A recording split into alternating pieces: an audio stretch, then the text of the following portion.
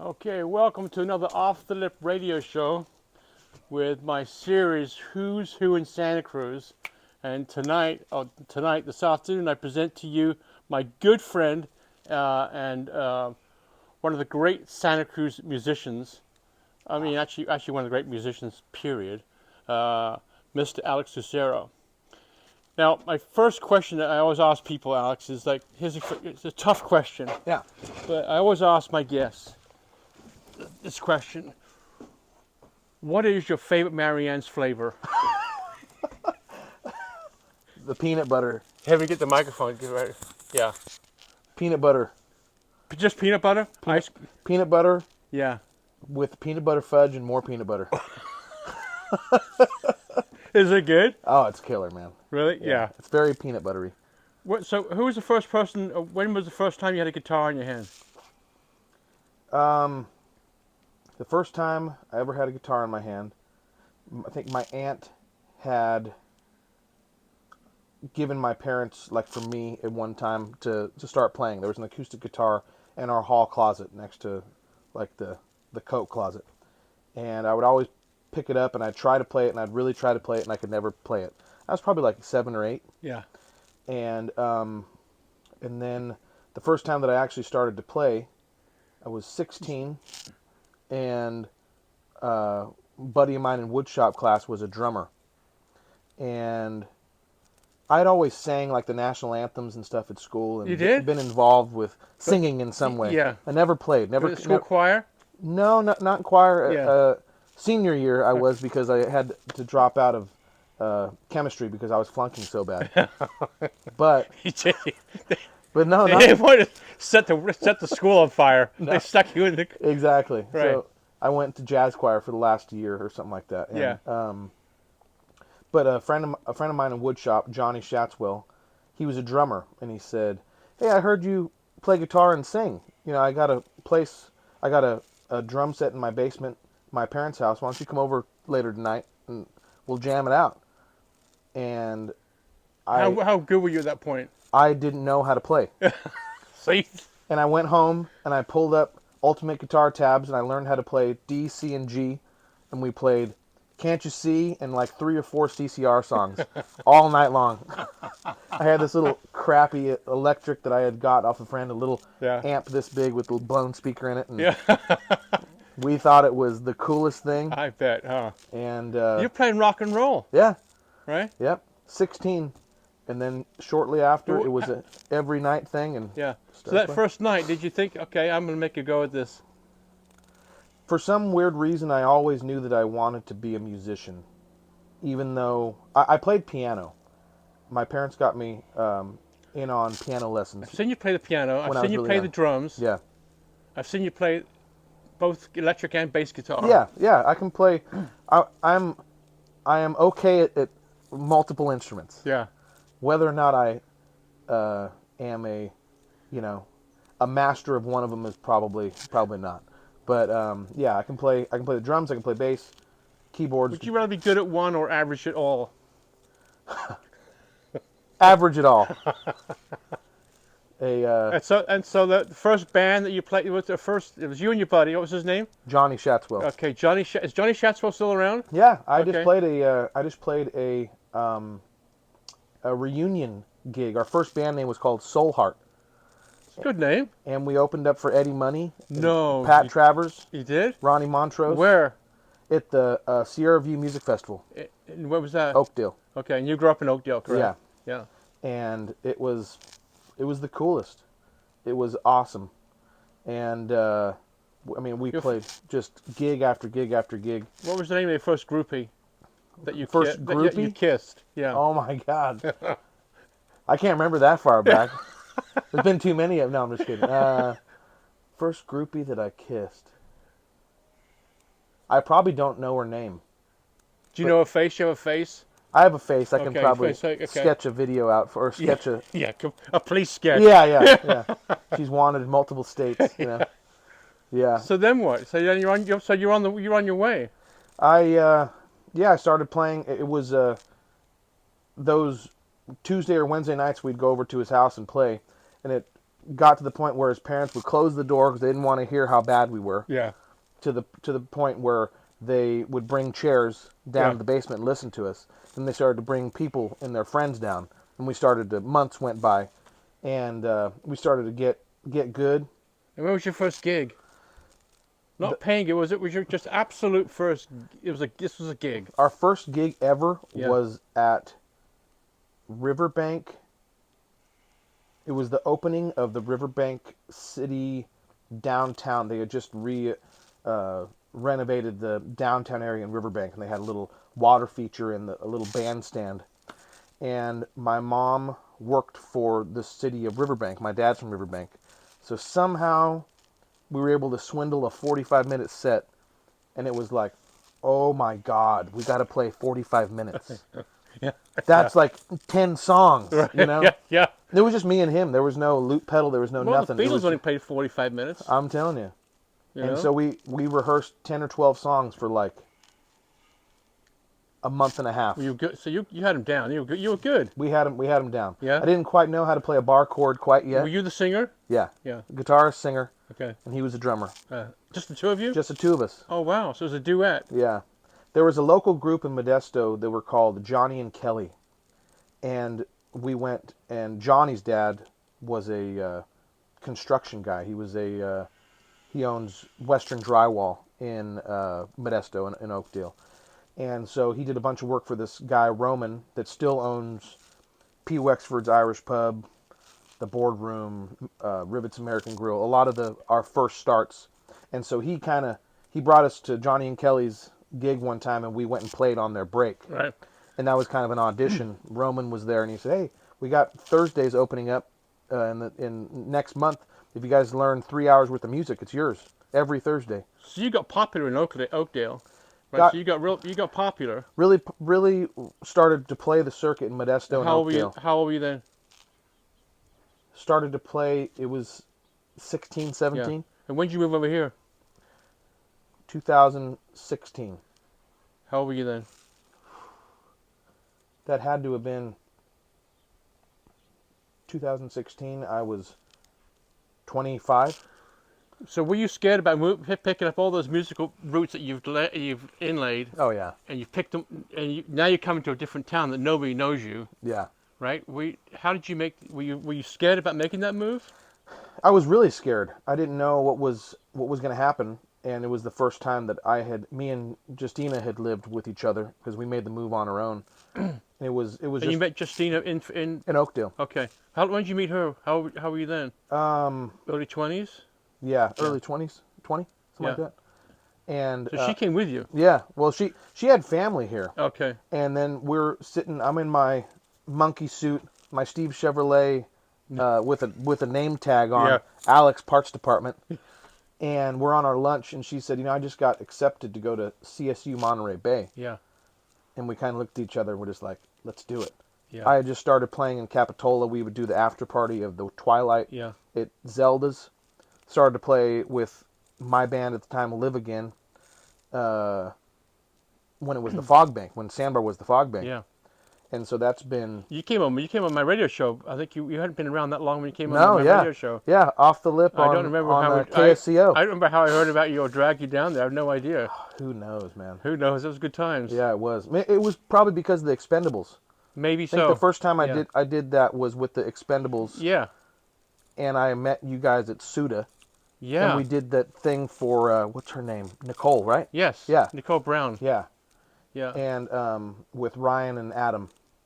And I think that it was shortly after, like, hey, Neil, I got a band too, you know? Swindling my way somehow. Yeah. Yeah. And so we've been in the area for, just about, it'll be 8 years this year sometime. And you obviously, Mick's an important part of your life because you met Mick, who's your bass player. Well, you guys both guitar together. Yeah. When did you meet him? It had to have been 2016, something like that. Was he looking for somebody? You looking for somebody? It was a perfect marriage. It was everything. Everybody that is with us now was because of a certain incident. Right. At the time, it was me, Ryan Price, Dusty James on lead guitar, and Bryson was our drummer, Yeah. big Bryson, and we just released our first album, and that's who played at KSCO for Yeah, the I first remember. time. I still have the photos of it. Yeah, and one time Bryson on the way into Santa Cruz, because I was either I would stay overnight or I would I just started living here. It was either one of the two, but we would drive like 2 or 3 vehicles to play Capitola Right. and drive home and go to work the next day. Yeah. And from That's Oakdale, a, two and a yeah. half hour drive. And one But you got to time, do that. You have to make that effort in order to become a successful musician. oh Right? yeah. I mean, whatever it takes, you know. Right. I knew this is where I wanted to be, and but So Bryson got into so it. you did know that you knew this is where you wanted to be rather than back in Oakdale. Oh yeah. Yeah. It was just that I loved Oakdale. I still do. I'm playing there this weekend. Yeah. I love all the people there.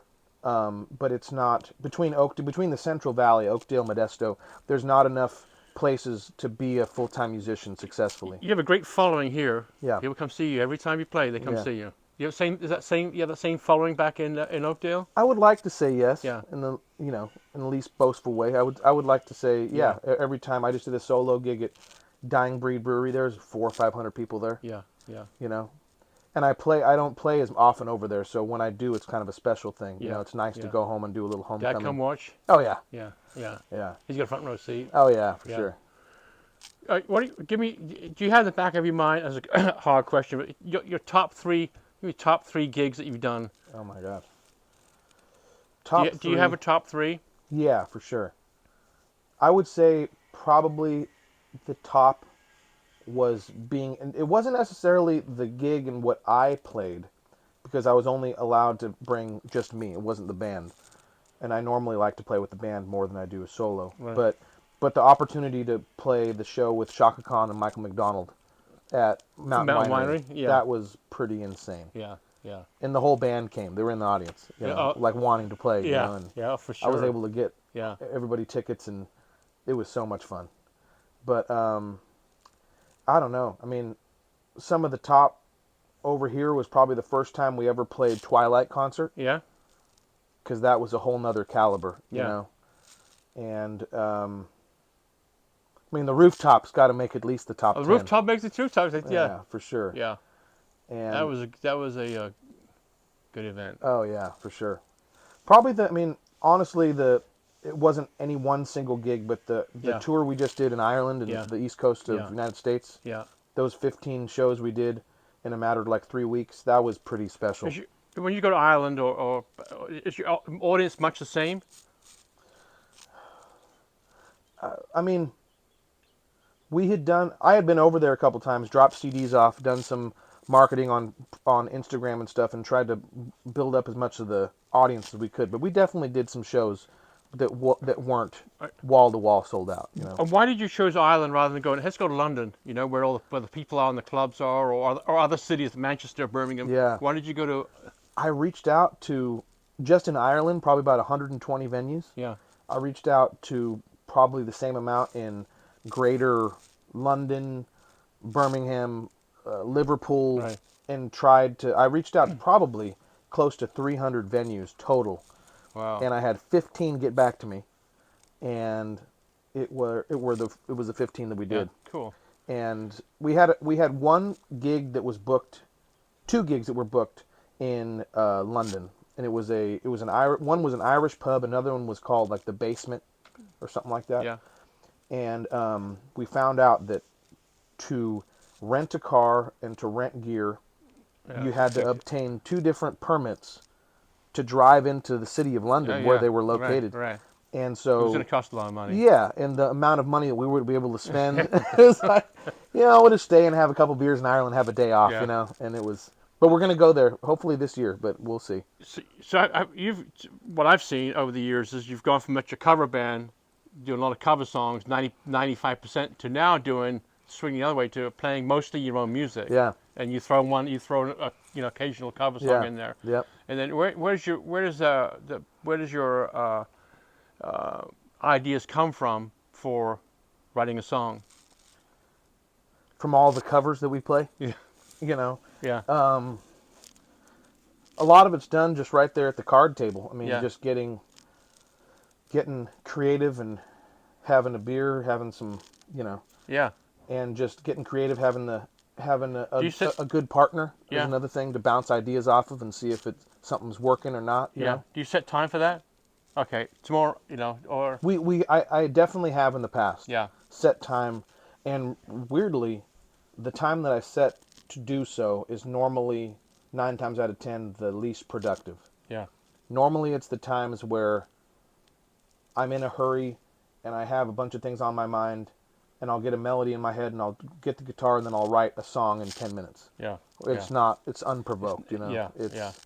It's not planned. Yeah. And like Don't Look Back and some of the ones that are on the Same Moon, all those ones were kind of from when we got married and our honeymoon in Ireland and stuff, you know. Yeah. Just bouncing around and a lot of things going on, and crazy family things going on, and just See, when you get to my age, you gotta write that shit down immediately because you ah, forget it, I know. right? Thank God for voice memos on the phone, because Right? I would have forgotten so much of it, you know. But And you spend how much time do you think you spend, promoting yourself, calling Ireland, being on the phone, being on the computer? How much time do you spend? Way more time probably doing that than you are gigging and yeah, doing a show, oh right? for sure, The show is like the strawberry, yeah, strawberry on the top. oh yeah. I mean, I would say at least 5 or 6 days a week, maybe even every single day. Yeah. I get up, I put the coffee on, put the kettle on, and I'll turn on the computer and I'll answer emails and I'll Yeah. reach out to new venues, or I'll do Right. a promotion, or I'll release our album on Right. Spotify, get a hold of the album artwork. It's a full-time job, you know. Making a living, when you were 16 years old, one of your things was I want to make a living Yeah, in a band. yeah. You've accomplished that, right? It'll be 9 years this September that Yeah. I'll be full-time musician. Yeah. And Enjoying I yourself. never thought that it would. I Right. always wanted to. I never knew what it would look like, really. But yeah, I mean, this is it. Yeah. If this is all that ever came of my music, I would die a happy man. Yeah. But I want Yeah. more, Yeah. obviously. Yeah. And do you take a break? You ever like, you know what, I got to shut this down for a little bit, or is it you always got to keep ahead of the game and keep going and going and going and going and going, or do you take time to recharge your batteries? I do, definitely. Yeah? I'll take some time to recharge batteries. I would say 3 or 4 times a year. Okay. We'll go do a trip for a week or 2 weeks or something. Yeah. But normally what ends up happening is it because it's not just a job, it's a passion. Normally on those times, I'll get an idea Okay. and this is what I got to do. Right. And that'll be because I'm taking time to just have some R&R and to have some time of downtime. Yeah. That's when I'm able, capacity wise, Okay.